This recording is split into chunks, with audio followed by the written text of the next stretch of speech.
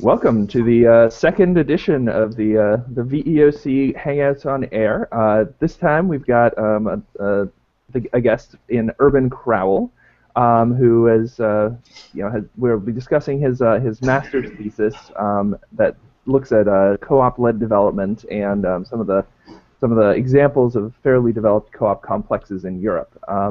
So before we get going, a quick round of introductions. I'm Matt Kropp. I'm the Program and Outreach Coordinator at the Vermont Employee Ownership Center. Andrew, you want to go next? Yes. Hello, I'm Andrew Ganzenberg. I'm a senior at Green Mountain College, about to graduate with my bachelor's in sustainable business and a certificate in renewable energy and ecological design. And I've been doing an independent study here with Matt Kropp on democratic employee ownership. Very cool. And Erbin, welcome. Thanks. So yeah, my name is Erbin Crowell. I'm Executive Director for the Neighboring Food Co-op Association, so we're sort of a parallel federation to the Valley Alliance Worker Co-ops. I also teach at the University of Massachusetts in the Economics Department on co-ops, and currently serve on the board of the National Cooperative Business Association, though I am up for election. So Erbin, maybe to start off, do you want to give a little bit of your personal background in terms of how you got involved in this work in the co-op movement and the kind of origins of the thesis you wrote? Sure. It's funny. I was actually just talking about that to my class yesterday. So I'm doing an intro to the co-op movement class at UMass, and I was actually trying to lay out for them why I was lecturing them so much about co-ops. And part of the reason I enjoy that teaching so much is when I was in college, there was pretty much zero content available to me on cooperatives, and it was really a fluke. Maybe kind of like Andrew. When I started out, I was an ecology major. The concern I came away with was the program that I was in had almost zero content on human beings and how human beings might interact with ecology and regulation and other types of strategies for preserving the environment, and ended up as an anthropology major. And that's where I first started learning about co-ops, particularly in the developing world with indigenous communities who were using cooperatives as basically an economic lever for independence and autonomy. My thesis actually was on Native American communities and independence in education, basically taking away education programs from the Bureau of Indian Affairs and running them themselves. So sort of democracy and autonomy has sort of been the focus of my work. And along the way, I did an independent study with a group of students on socially responsible business. And I'm trying to remember the key businesses we were looking at were Stonyfield, Tom's of Maine, Rainforest Crunch, I don't know if anybody remembers that, and Equal Exchange. And we were looking corporates addressing issues of economic democracy and sustainability, etc. And what was really interesting is in the space of a few years after that independent study, Stonyfield had sold out. Tom's of Maine had been bought by, I believe it was Colgate, Palmolive. Rainforest Crunch had collapsed, and Ben & Jerry's had been sold. And the only business that we studied left standing was Equal Exchange. And I really wanted to understand how and why one of these businesses was still independent.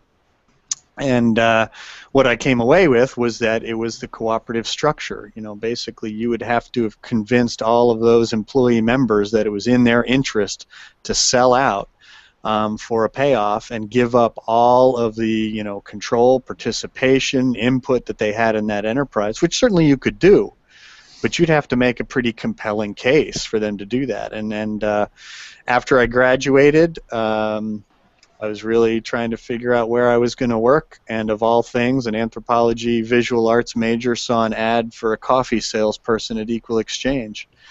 And I decided to try it, and honestly, it was pretty brutal. At that time, supermarkets knew nothing about organic coffee. They couldn't have cared less about fair trade.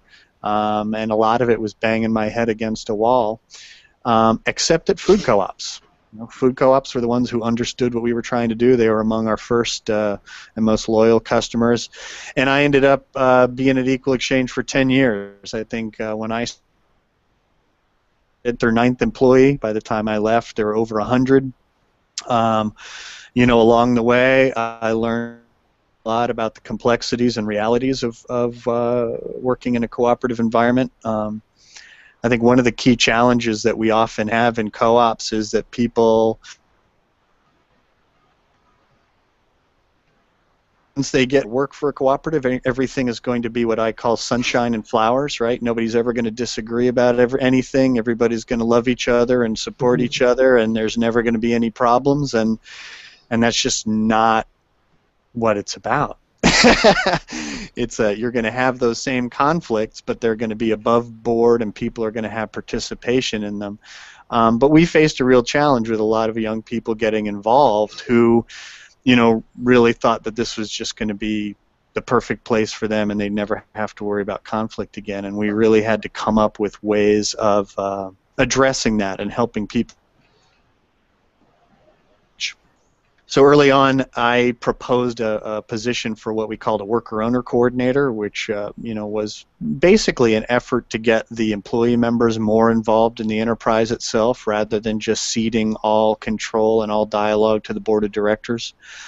And that body really became, the most important mechanism for sort of reviving, reasserting, regenerating Equal Exchange's cooperative identity over time, like the sort of creative tension between the board and the worker-owner body, at least in my opinion, and this is obviously all my opinion, was key to maintaining that identity over time. And then,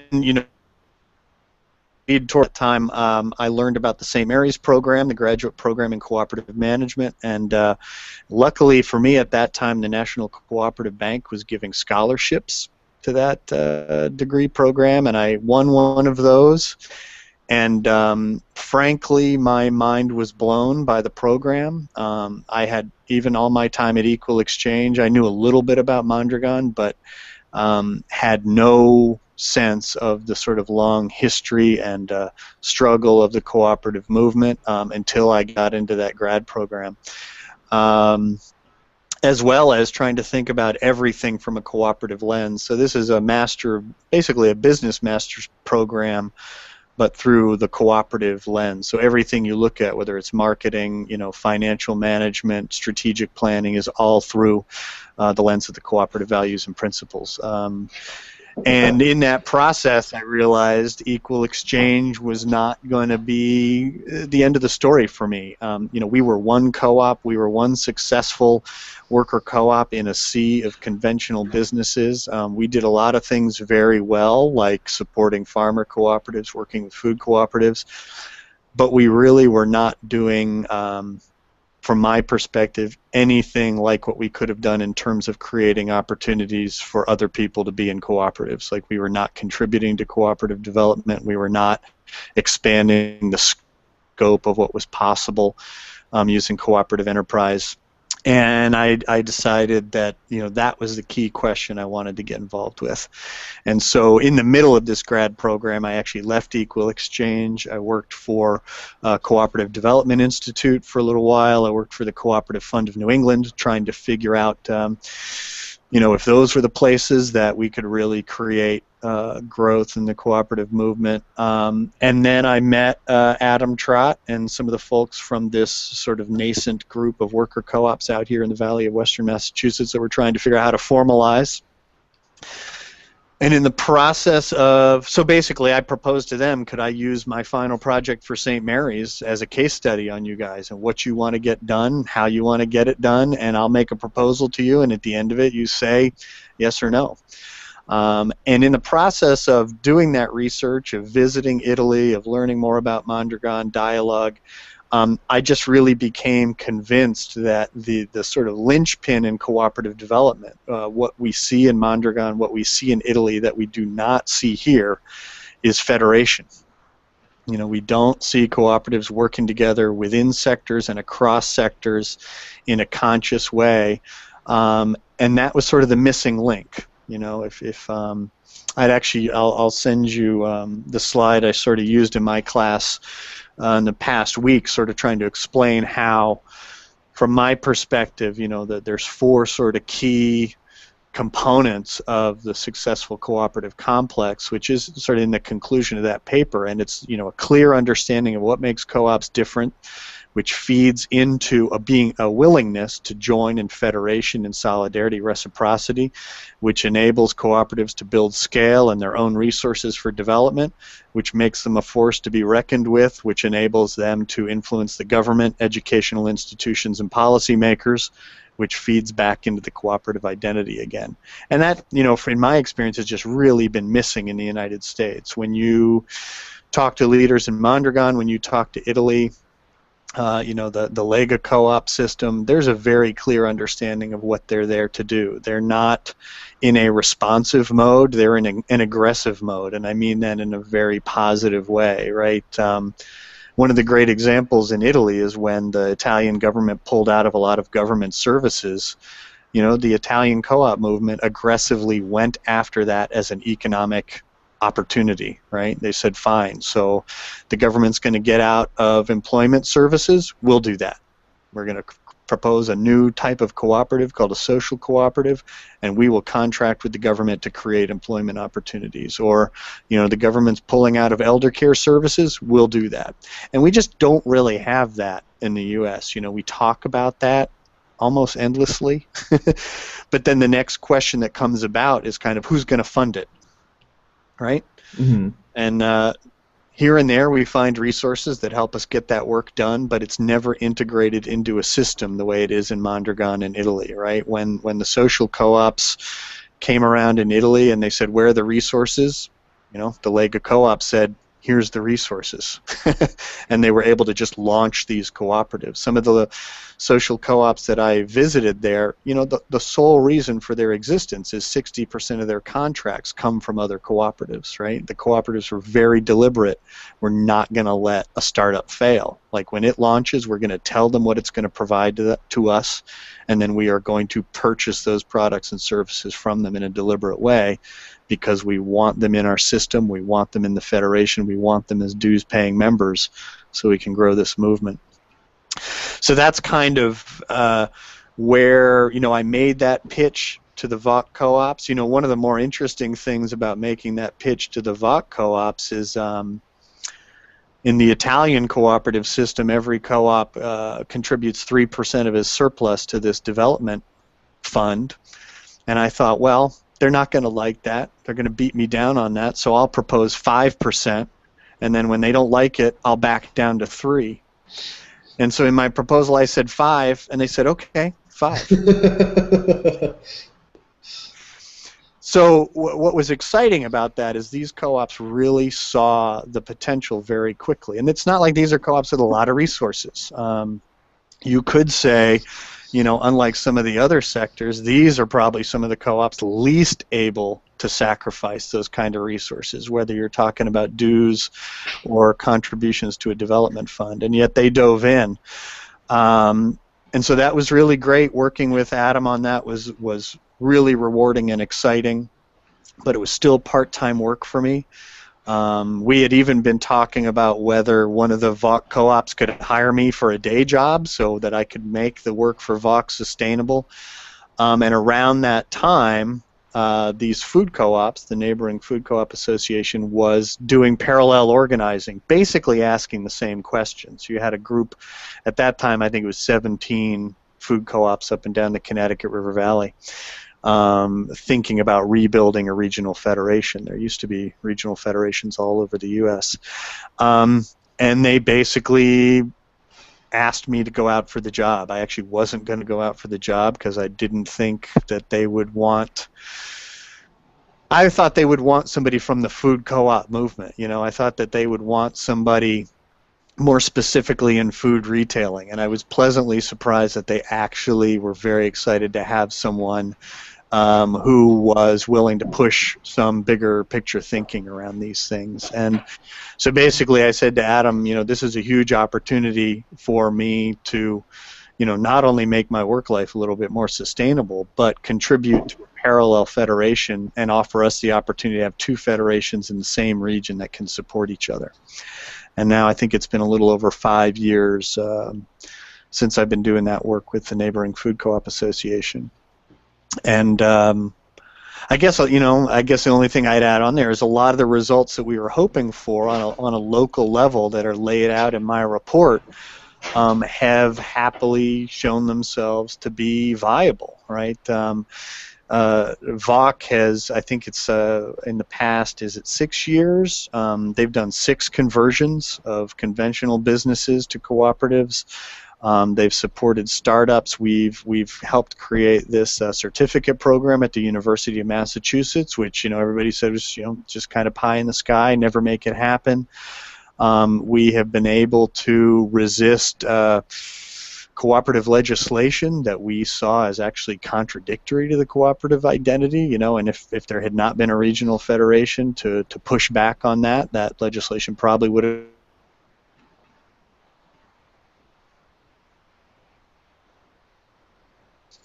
in this on. And both of our federations have just been growing quite a bit, and a lot of people are looking to what it is that we're doing in this region and how it could be taken to other regions. The challenge there, which you sort of laid out at the beginning, is we're still facing this sort of what would I say, resistance or lack of vision in what people think co-ops can and can't do. A lot of my experience has been that people would love to do what the NFCA or VOC is doing in other regions. They just want to know where they can get a grant to pay for it. They don't really want to, and I totally get this, don't get me wrong, they don't want to do the hard work of organizing and convincing co-ops that they should dedicate their resources to development together. And that's what we had to do at VOC, right? Like in the report, you probably read about Adam and I going on a road show to every worker co-op in the valley and laying out the case, like asking them to let us sit down with them and just hear us out. And that's hard work. And it's brutal when you get a no, right? We got no's. Even in the NFCA where I work now, we've got a couple food co-ops that haven't joined. And frankly, from my perspective, that's okay, because that says to me they don't have the mentality of solidarity we need to make a federation work, and hopefully we'll convince them over time that that has value.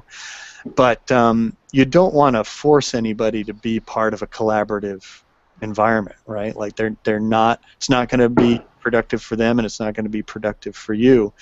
But that's hard work, and when people have the idea that you can just get a grant for it, which basically means you're not you're actually accountable to a grant, it's a lot easier, right? Mm-hmm. Like you get a grant from a foundation, you can do the work, you can make some great things happen. And I'm not saying that's a bad thing. Grants, serve their purpose, but where my concern comes in is the focus on grant making really diffuses the incentive for creating federations. Because even the co-ops start to think, well, why should we pitch our money in when somebody could go get a grant to do that work? And what's very interesting about that to me is that in itself is a fundamental contradiction of the cooperative identity, right? The whole idea of cooperatives is self-help, self-responsibility, economic participation. And you diffuse that by relying on external resources or support. And so somehow I feel like we've got to figure out how to strengthen these federations at the same time as working with partners who can help access supplemental grants and resources to get the work done that federations can't access, right? Or find other ways to do work that may not be appropriate for a federation to take on, or outside their area of focus, right? Frankly, a lot of federations need to focus on the core and immediate needs of their members, right? Making sure they're successful, making sure they survive. And some things that you might get a grant for don't necessarily fit in that category and may be hard for co-ops to see the value of. And that's a great place for, partners and nonprofit organizations that are able to access those resources to do that work in collaboration. So that was very long-winded. But I hope that gives you a sense of where I came from to this work, and what I see as the priorities moving forward. And love to hear your questions or feedback where you think I'm wrong. Yeah, so I've got some questions, but Andrew, why don't you start, and I can fill things in as necessary. Great. So you were talking a little bit about the success of VOC and that they were actually able to support some new ventures. And I feel like most of the support I see out there for cooperatives right now is really transitioning cooperative businesses to cooperatives. Yeah. And so I'm very interested in hearing how you were able to get that support for new ventures, whether it's financial support, technical support, and what some of the roadblocks are to more of that. If it's just a lack of cooperative density, if you could speak to that, that would be great. Well, the real strength, I think, of certainly density is part of it. I think I mentioned that in my report, right? Like, there's a critical mass of co-ops in this area that I think just makes the potential for conversions much more obvious, right? Like, if you're in an area where there are no other worker co-ops trying to convince a sole proprietor that this is the way to go, it's just very difficult. It's hard for them to see it and understand why it's in their interest. And I think the reason we were able to get so many conversions moving in this region, and by the way, we've had a couple in the food co-op community as well, is that, when you've got a sole proprietor who is not that interested in cashing out, which I believe there's lots of them, right? There are lots of sole proprietors who are not busting their asses every day for the cash out. They actually love their employees, they love their communities, they think of their enterprise as a community asset. They realize it's not, that they actually own it, and would love for someone to help them figure out how to make it into a community asset. And so in this region, we can say, hey, that's awesome. Let's go meet a couple people who have done this. Let's go talk to a couple people that can show you what this looks like. And that's a huge piece of it right there, because I think a healthy conversion depends on a sole proprietor that is actually in it for the long term, right? They're not looking to quit right away, which is one of the things I think we saw this a lot with ESOPs and the steelworkers, right? And sort of their negative experience, where they saw, or they realized later, that what was happening in the conversions is they were getting a business out of. That wasn't always the case, but that's often what was going on. The mill was actually not viable, and therefore the current owners were just trying to get out of it. So a healthy conversion, in my perspective, is one where the current owner actually sees the business, the value of the business, as an ongoing concern, as a community asset, and one that they want to, that they're invested in the success of, right? It's like their legacy. They don't want a conversion to happen and then it flop, right? And we've had a number here. Actually, I think almost probably all of the conversions that have been in VOC, the previous proprietors have stayed on and become members. Some of them in a collective setting, some of them in a general manager setting. So they're taking on more of a hierarchical structure, but they're subject to a board of directors elected by their employees. So that's a big piece of it. The other piece was that once VOC was able to lay out a roadmap for what a conversion looks like, it was very easy to show that roadmap to a new sole proprietor, right? So all the objections that might come up, well, I don't know anything about the worker co-op statutes in my state. Oh, we'll help you with that. Well, I can't do it by, okay, here's some template bylaws, do a fine change, right? Microsoft Word is awesome. Swap out, company for co-op. I'm being facetious, but at least as a starting point, that gets you pretty far, and those roadblocks just fall one after another. Well, I need external capital. Okay, well, here's what a Class B structure looks like, and here's an example of another co-op that's using that model. And I think once you have that sort of critical mass in motion, it makes it much easier to reach the next potential conversion. A solution to that in areas where you don't have critical mass, I think, would be pretty easy to reach out to, one of the federations like VOC that exists for that kind of support, right? Like in the age of communications, it's pretty easy to do things like what we're doing right now and connect a sole proprietor with another one who was part of a conversion and lay that out for them. Back to the principle of federation, the other thing that's very powerful about that model is incentives, right? Like when I was a co-op developer working for grants, my core incentive was to get the next grant, right? Because that's where my resources come from. That's neither good nor bad. That's just a fact of doing that work. In a federation, the incentive is making sure that that conversion becomes a co-op, joins your federation, and is successful so that their dues go up year after year, right? The core incentive is to make that member co-op more and more successful over time.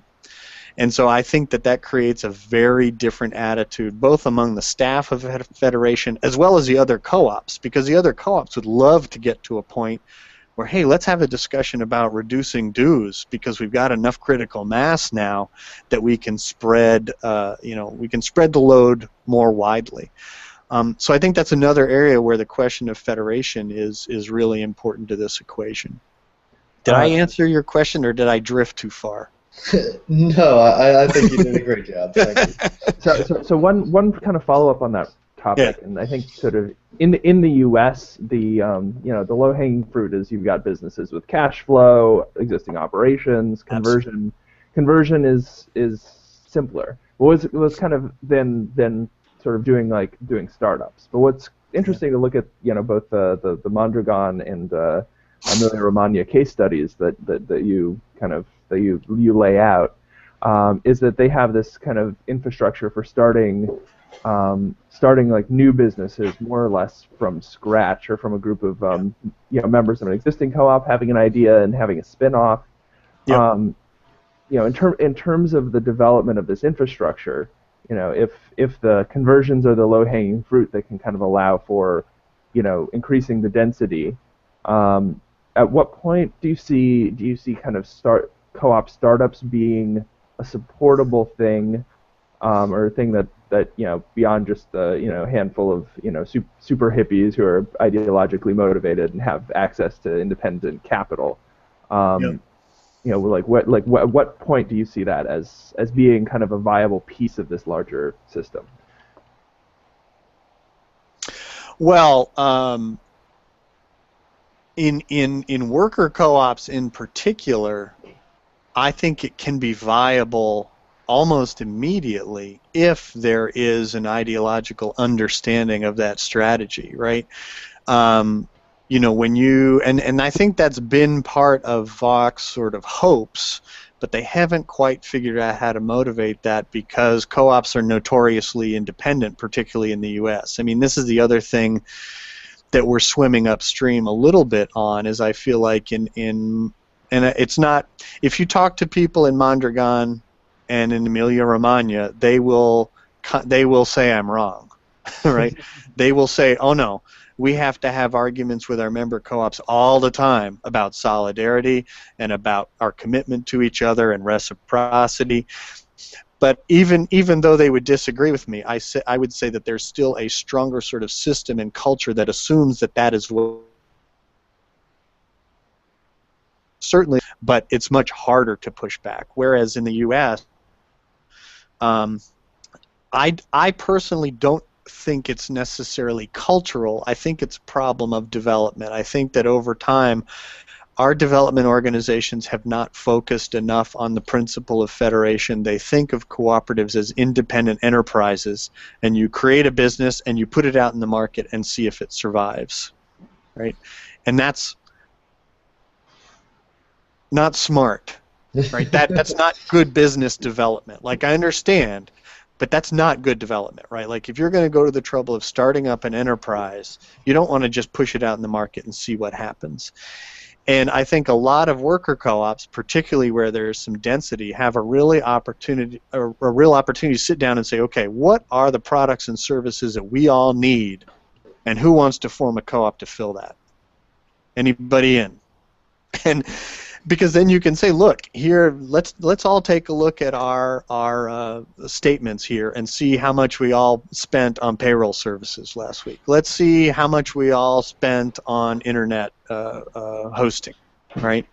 And I realize both, I'm not saying those are the models, but find those gaps in the system where a group of worker co-ops need those services and say, we can actually guarantee you this amount of revenue in the first year and probably this amount of revenue in the third and fifth years. Let's start a co-op to serve these purposes.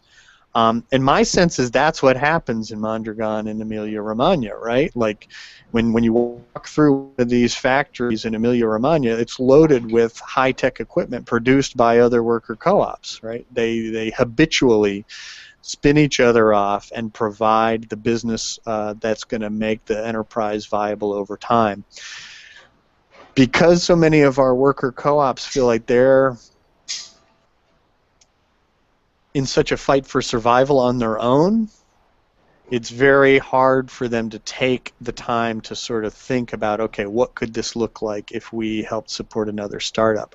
But I think that's the work we've got to do. We've got to help them understand it's in their interest to create a deeper density of worker co-ops in their communities and steer more of their buying power toward other co-ops and into the federation so that they can have more money for development over time.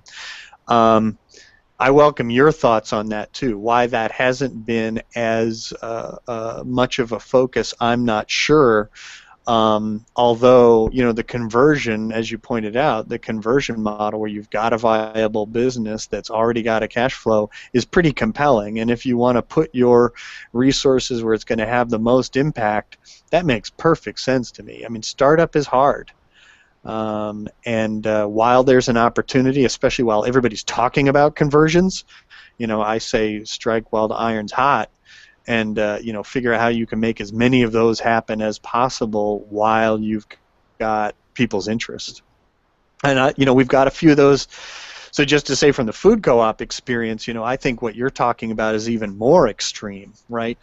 We are challenged because all of our members are in the same sector, right? It's not like we can provide each other with products and services. We can in some limited ways, like, I don't know, sharing buying power or steering each other toward, good vendors, things like that. But we're all trying to create a retail grocery store. And what often happens is those different startups, they come from community energy that doesn't really, they've heard a lot about co-ops, but they don't really understand what co-ops are. They don't realize the realities of the natural foods industry, which, frankly is a nightmare right now. Like, everybody thinks that the key competition for food co-ops right now is Whole Foods, and it's actually Walmart. It's actually it's a Stop and Shop. It's mainstream grocers. It's not Whole Foods. It'd be great if it was Whole Foods because they charge so much. So what we're doing is getting beaten down on price. So these startups come up assuming that people are willing to pay anything for local products, and then they open a store and find out that's wrong. And it's really hard to give them advice because everybody assumes their community is different. Everybody assumes they're going to get it right. And it's very hard to help them understand what the realities are, even for those large co-ops that they feel like are on a different planet. But what the advantage we have in this federation, so we've got 25 operational food co-ops and 10 startups in our federation.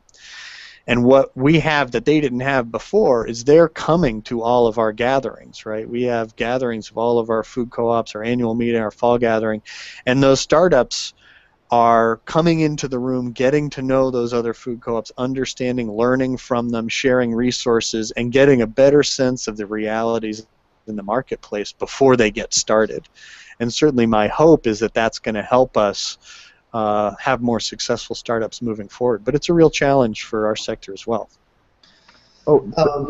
One quick follow-up that's just kind of something that occurred to me here is that it seems like there's really two sort of interesting models of what the role of, or like how entrepreneurship happens. Yeah. One is that, you, as you describe in these systems, you have these federations that that provide the infrastructure and incubation and all of that, and so naturally then whatever's created from those resources becomes part of that federation, and the federation grows. Right. What seems to be the sort of other model that's more dominant in the U.S. is, especially as this conversion thing sort of becomes the sort of the prime strategy, or has become the prime strategy for at least the worker co-op space, is that you almost see kind of individual entrepreneurship as a form of specialized labor, and then then essentially the worker co-op becomes the point of departure, point of exit.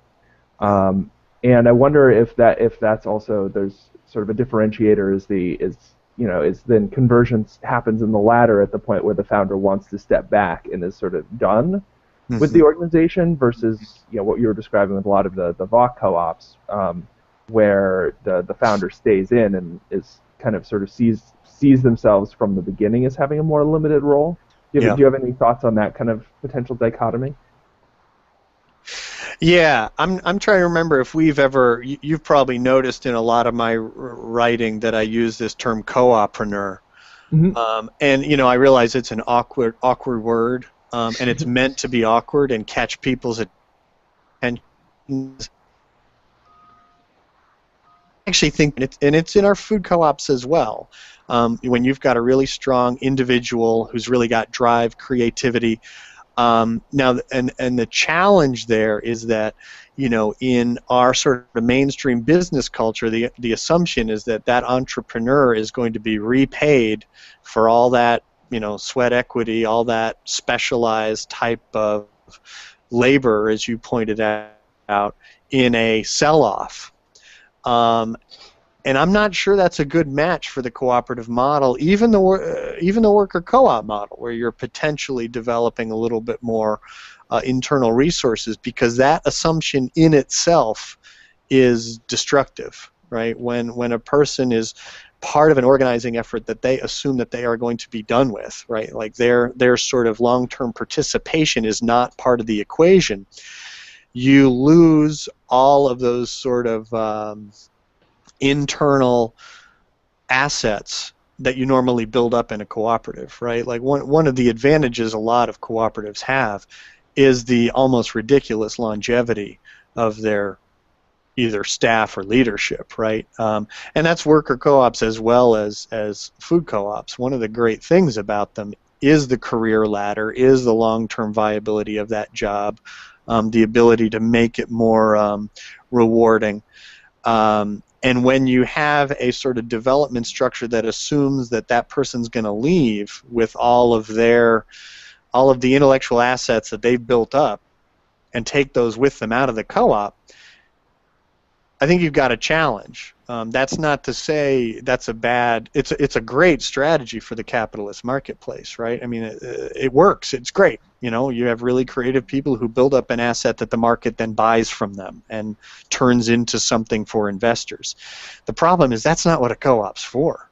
A co-op is there to create an economic entity that's integrated with the community over time. And I think. For example, one of our co-ops, the general manager just retired last year, and I think he was one of the Vista volunteers that started it as a buying club, right, in the 70s. So it's not just the worker co-ops. But one of the things, I think another sort of antidote to that we did do well at Equal Exchange was what we often called intrapreneurship. So rather than the assumption that the path toward personal development and growth is departure from the cooperative, constantly opening up internal potential for people to move around and try to do new things within the context of their existing cooperative. And that's certainly a key for why I stayed as long as I did at Equal Exchange. I considered myself in that sort of classical sense, an entrepreneur and a very successful one, except that I wasn't creating a payoff for myself, which is really interesting. I'm actually totally comfortable with that. But that's a totally different mindset. So, I started as a salesperson, did my time there. I moved into marketing and design, did my time there. And then I actually proposed, I basically said, look, a huge portion of our investors are religious organizations, and yet we do nothing to market to religious organizations. I want you to let me run a program that markets specifically to religious and faith-based development organizations. And within the space of a few years, that department was a third of Equal Exchange's revenue. Like the thirds were food co-ops, my program, and then mainstream buyers. So out of nowhere, as an anthro major, I was the head of a department with 13 employees, right? Responsible for this huge portion of our revenue, and I immediately set about creating the next layer of managers under me so that when I left, someone could take over. And then when I was worn out by that, I said, hey, let's do a domestic fair trade program. I made a proposal to the board and got approved for that. So I guess that's a long-winded way of saying I feel like we need to build in a deeper understanding of what's different about cooperative entrepreneurship, whether we want to call it coopreneur or not, and what those expectations are, and how worker co-ops in particular can be strategic about ensuring that they hold on to those creative people and don't just assume they're going to leave, right, and go somewhere else. And understand how much that's in their interest, because frankly where I see that happening often is an entrepreneur within a co-op leaves and starts a competing business. I've seen that over and over and over. And that's got to stop, right? Like if we want to succeed, they need happening, right? They need to figure out how to do everything they can to keep those strong, creative, committed cooperators in that enterprise and helping to grow that enterprise. Because the moment they leave them, they're going to be facing competition from the mainstream business world. And all that intellectual capital they took with them, right? Certainly conventional businesses do that all the time. They think very deeply and strategically about how to hold on to that intellectual capital and not let it go somewhere else. And I think you need to do the same thing.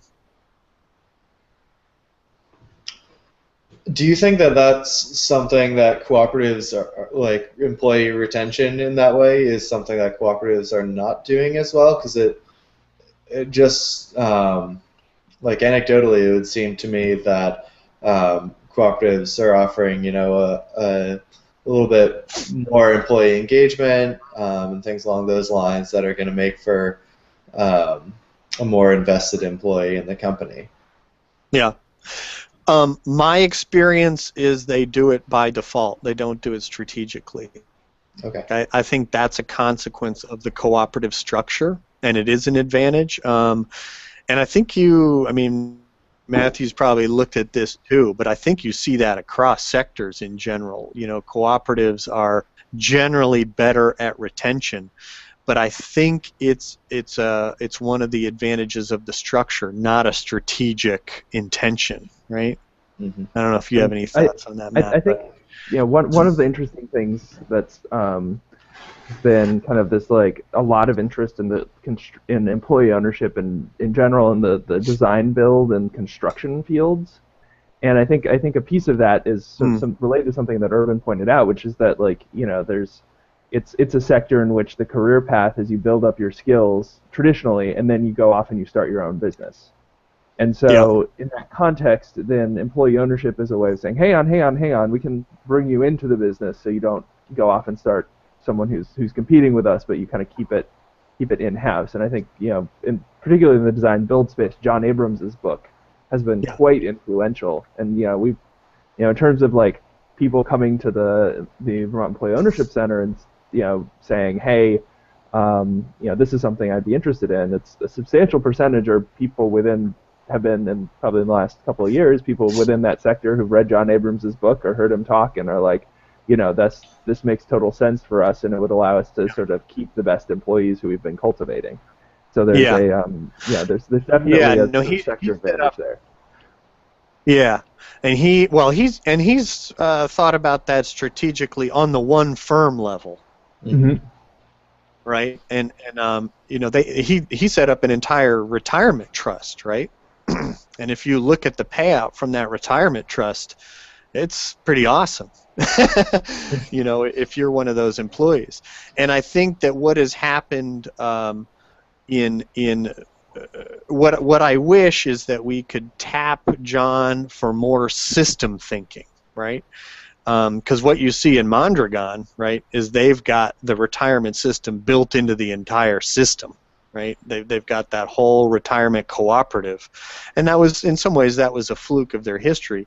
But similarly, in the Italian co-ops, there's sort of more systemic examples of that. So if you're not fortunate enough to be an architect or a builder, like say you work for a copy shop, for example, you know, because not everyone's going to have access to that type of revenue generation. How can we create some systemic responses to that question? How could federations be thinking not just about a development fund, but a retirement fund, and how you could invest that in other cooperatives, build it over time, so that individual members of an individual co-op would be incentivized to think more systemically, even in terms of their retirement, right?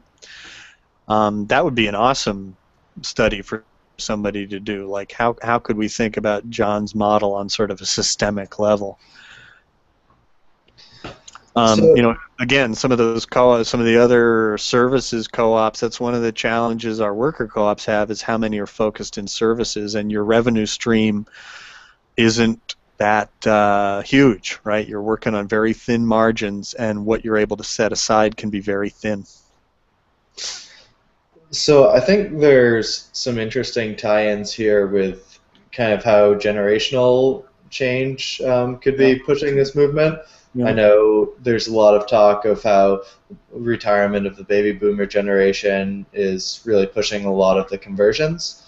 I haven't heard, I don't know if you've kind of heard anything about, you know, the millennial generation being focused a little more on quality of life and careers that have, you know, some meaning, mission-driven businesses.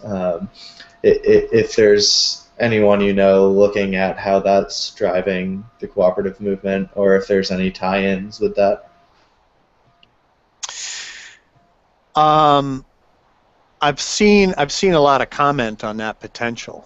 Definitely, there's a lot of writing out there on that right now. I'm honestly still trying to figure out where that's going. You know, in the experience of teaching at UMass, in some ways, has been awesome in that context. Mostly because so many of my students, they're coming from across the university. They're not coming from the economics department. They're coming from, and they've just never heard of a cooperative.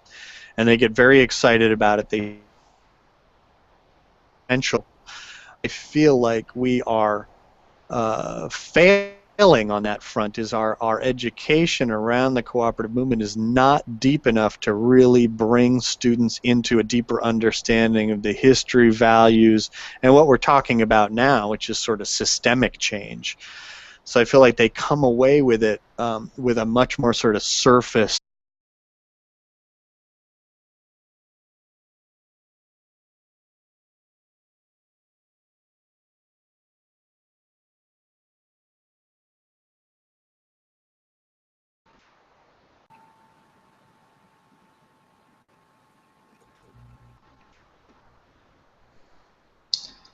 Looks like we got weird. Disconnected there. Yeah. We got booted for a second. I think we're fine. Yeah. You know, for example, so at UMass, there's a whole system of student-run businesses that's been in place since the 70s. And if you look at the sort of originating documents for that, it's really exciting in terms of student empowerment, frankly, anti-capitalism, participation, cooperatives. But that system, until we started this certificate program, has had almost no contact with the cooperative movement. Like, it hasn't even been part of North American Students of Cooperation. They just rejoined. And so I'm worried when I look at those models, when I look at groups like CoFed. I don't know if you're familiar with them. It's like a campus project looking at student cooperatives around food. Most of these models aren't really co-ops. They're thinking much more in a nonprofit space. And I'm trying to figure out where this goes, over time. Like, are we going to successfully be able to bring millennials into a deeper understanding of the movement so they can take it to the next step? Are they going to head off in a totally different direction because we obviously didn't get it right the first time and they've got a better way of doing it? Or what's going to happen? I think there's a huge amount of potential there, but I'm still trying to figure what it looks like. Movements happen very differently now. I feel like there's a rhetoric of solidarity these days, but it's hard for me to see it overcoming sort of the level of marketing, social media, sharing economy, blah, blah, blah, that we've got right now, that doesn't really translate into real economic democracy and control. So I welcome your thoughts on that as a student. To me, the kind of most interesting thing on that front is the kind of emergence of the platform cooperativism conversations over the past 6 months, that then are kind of taking all of these new spaces that people have been using for organizing, and then asking the question of who controls it, who profits from it, and to a certain extent the tie-in with questions of privacy and kind of control of your online life as well. Like if you don't own the platform on which you store all of your data and which you interact with people, and that's being mined, and you don't have that sort of governance, it's a space that I think is allowing for some of these questions of democracy to merge in spaces where people are kind of comfortable feeling like they have control. And I think there's a lot of opportunity there. I totally agree, and I think that the question and what I'm trying to figure out on that is where that goes, from here. Like, is it really going to translate into some tangible models that we could say build on the cooperative movement, or are they going to go in a different direction? And I'm not saying, I certainly have an opinion, but I'm not saying one's right or wrong. I think it would be a shame, after all we've built and the roots of this movement, that we would just leave it behind and start over again. But that's not for me to say. Yeah, I do feel like I sometimes see this dichotomy where I hear a lot of, I want to work on creating this strong local community, and kind of this stable economy, food systems, all that. Yeah. But then I also see the reality of our generation and be like, I want to go travel the world, and I want to try 6 different careers.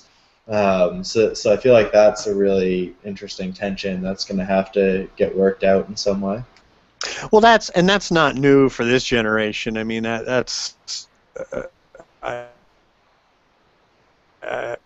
think that's kind of like what I was like when I was young. I think what was different for me, and what I tried to emphasize to my students, in this discussion this week, is what made me so irritated and feel shortchanged about not learning about the cooperative movement, is that as a student activist, I was desperate for something that actually worked, right? Something that actually demonstrated real ownership and economic democracy. There was an extraordinary amount of rhetoric about it, right? Like all the problems we had, with international intervention, with economic development, with, and no one ever mentioned cooperatives. And frankly, to this day, I am still pissed off about that. Because when I learned about it, this was the tool that working people used, that indigenous people used, that women used, that African Americans in the United States used to try to get control over the economy. And to pretend it didn't exist is an extreme disservice to young people. Like, I just, for so many young people that are trying to figure out what is our place in the world, what are the potential. Right now, what they're being shown is the status quo. out in social media, in this sharing economy, really it's just a shell, right? I mean, it's so disturbing to even hear the word sharing economy, like knowing what the structure is under that. You're the one doing all the sharing. The company is the one that's reaping all the benefit. You know, is that really all we've got? Is that all the potential? So certainly my hope is that, you know, young people see some of those models that have worked over the time and decide what's not working, right? I mean, certainly there's areas where either cooperatives have become too large or too successful or too reflective of the society around them, and, you know, critique is a valuable tool for us. You know, one of the other things that I appreciate about the cooperative movement and all of its imperfection is it's, in my experience at least, constantly self-reflective. It's constantly opening itself up to critique. It's constantly asking questions, and I think that has a lot to do with the values and principles. Those are all levers for discussion, right? Like, hey, one of our core values is solidarity. How are we doing on that? You know, everybody feel like we got that one down? And you don't see that in other movements, right? You don't see that in the mainstream economy. Certainly there's an assumption, like when I talk to business schools at UMass, I mean, I feel like the perception they're getting is the economy is the economy, it's the way it's going to work, and everything's working just fine, and everything else is just complaining. And they're not learning about any other alternatives, even at a place like UMass. You know, so I'm happy to make a little breach in that dialogue. And it's great to have some of those business students in there, but somehow we've got to be more, I guess, again, that's the other thing that was maybe more Italy than Mondragon, but it was great to be in Italy and feel the level of sort of pride and aggressive attitude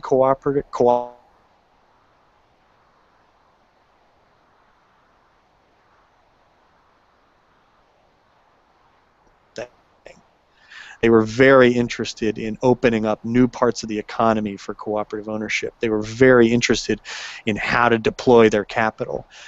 They were very interested in making sure that they were paid attention to on the legislative level. And we don't really have that right now in the U.S. Like, I feel like cooperators often almost apologize for who we are and what we do. And I feel like we've got to get more aggressive.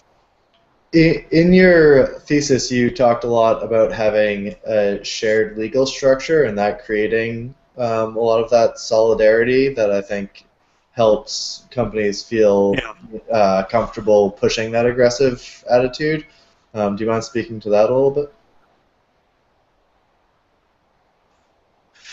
Well, yeah, I mean, you know, my having been in cooperative development, I feel like one of the major impediments we've got is, you know, first of all, the variations in cooperative legislation, but then a very weird system of workarounds.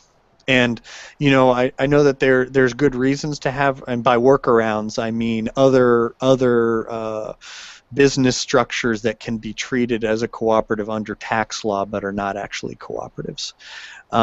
And, you know, workarounds serve their purpose in terms of enabling people to do what they want to get done in an enterprise. But I really feel like the bottom line is we need to address the imperfections of cooperative statutes and encourage people to use them. And part of the reason I believe that is you know, from my perspective, from sort of a political democracy perspective, enterprises operate, basically we as a people allow enterprises to operate according to certain rules, right? And those are laid out in statutes, right? If you incorporate as a cooperative in the state of Massachusetts, there are certain rules, right, around quorum, around how many members have to vote to dissolve the cooperative, around how much you can pay shareholders, right? Now, if I incorporate my worker co-op under Massachusetts worker co-op law, any citizen can go to the Secretary of State's website.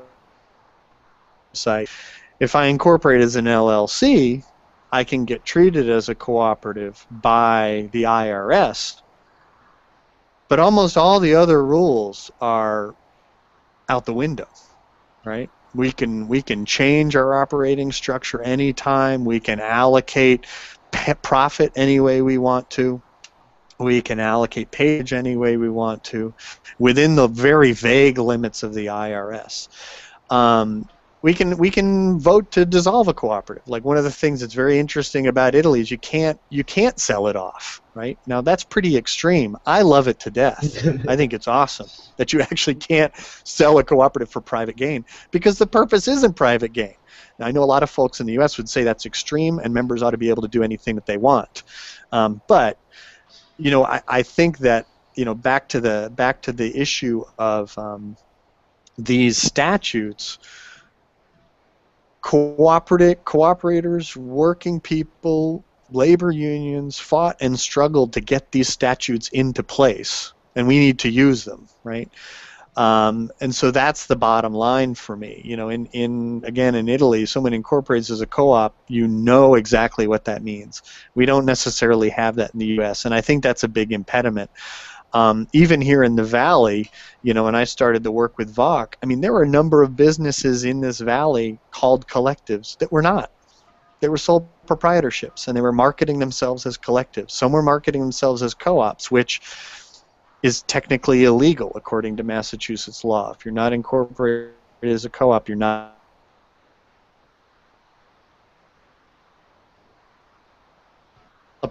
This is one of the reasons I had a little bit of a split with Cooperative Development Institute when I was working for them. Encourage people to use LLCs and other models because they're so flexible.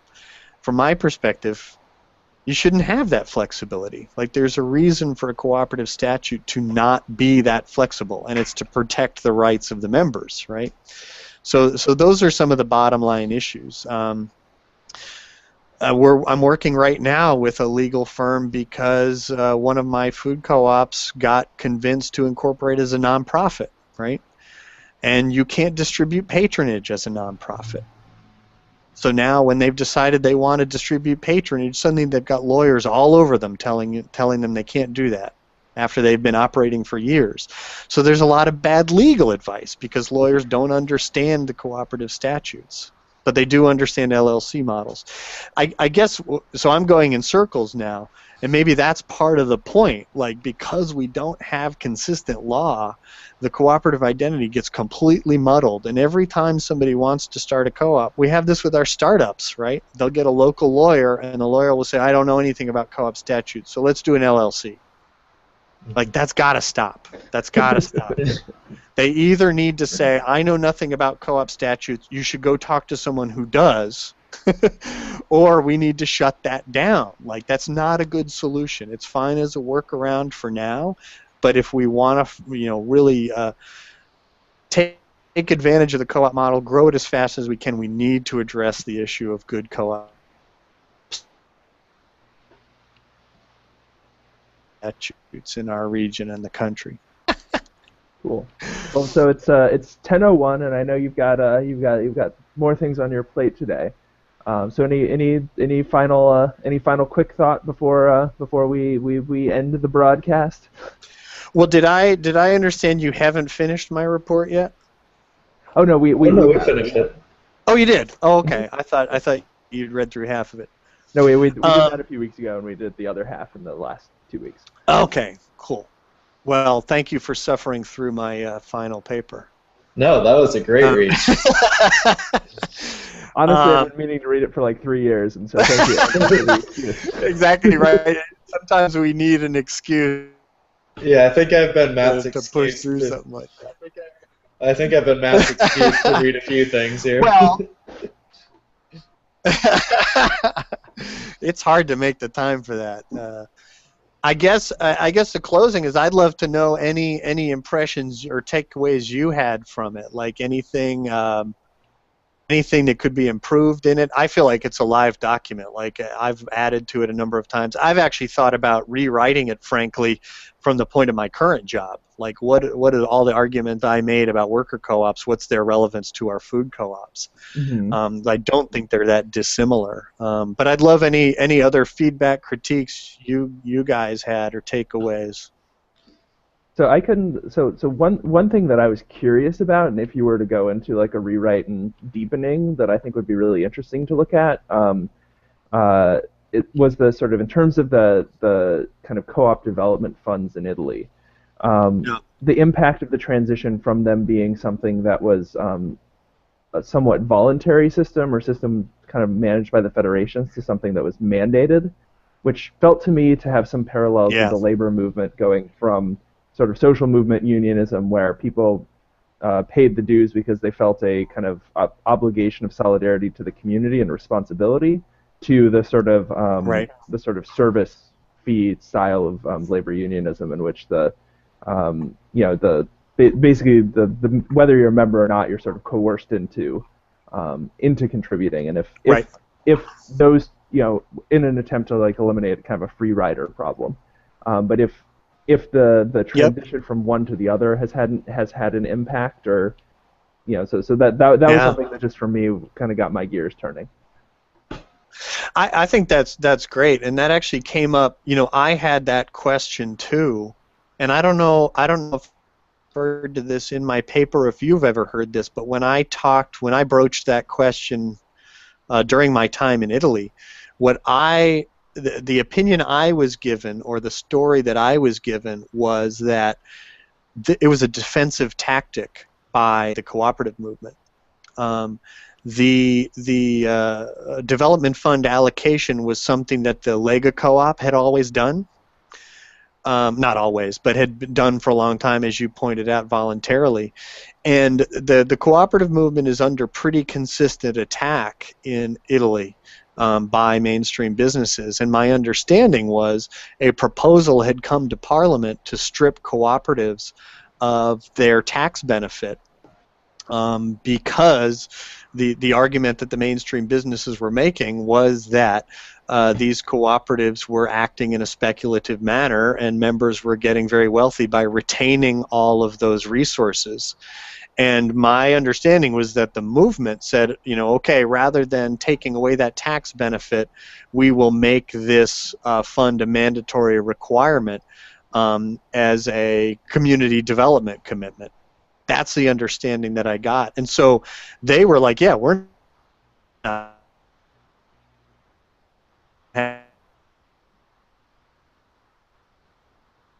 or has been part of our structure, didn't lose the favorable tax benefits that our co-ops have. Because currently on all that, those unallocated retained earnings, they don't pay any tax. And so every year, not every year, but every cycle, mainstream businesses try to strip that away. So that was what I had heard. I don't know if you'd heard anything different. I'm not saying that that's correct, and I'm certainly not saying it doesn't have negative benefits. Negative impacts. I bet it does, exactly to your point, because it starts to feel punitive rather than part of the cooperative identity. Well, our next Had you heard it? our next interview will be with Matt Hancock, so we might be able to learn great. more on that front. Oh, that would be great. That would be great. He would obviously know that one. You have any final feedback, Andrew? Yeah, like I said, it was a great read, really. I think there was a lot looking at Mondragon and Emilia Romagna and how that applies to Bach.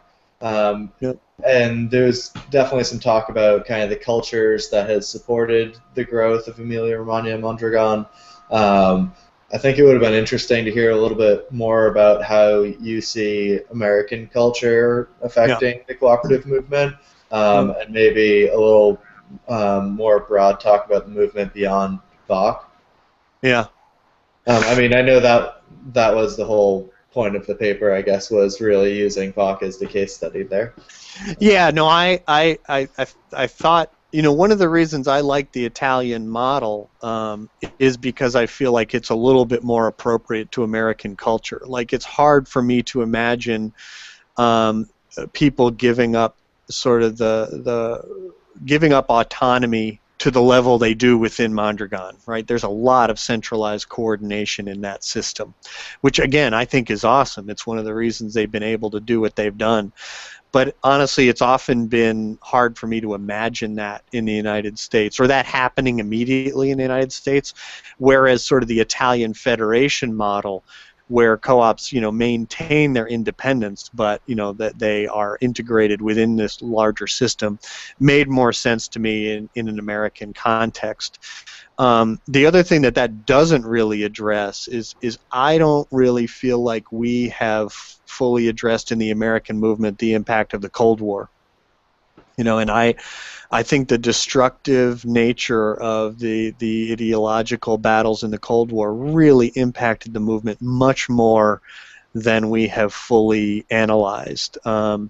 There's been a little progress in that recently, like that film Food for Change, which is focused on food co-ops, details some of the attacks made by mainstream business on co-ops, some of the political fighting that took place. Oh yeah, But in my research on credit unions, I found some really fun political cartoons from back in the day.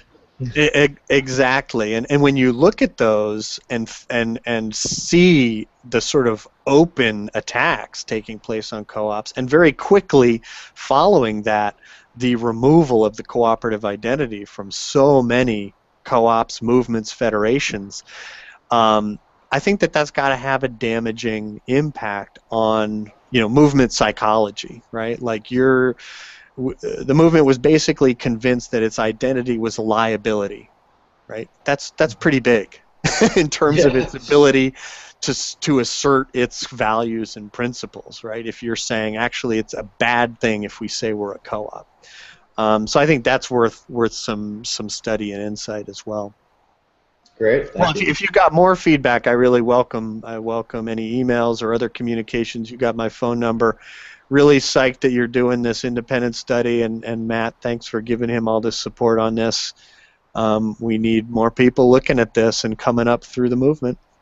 Yeah, thank you for taking the time today. And if you have any further thoughts, I know you and I will need to come together to talk about the Slow Living Summit that's coming up soon. But we can coordinate via an email. So thank you again, and I'll end the broadcast now. But thanks everyone who's been watching. And as I mentioned, our next installment will be Matt Hancock, who actually got his degree in the University of in the Emilia-Romagna region studying cooperative economics. So that should be fun. Great. All right, stopping the broadcast. All right. Take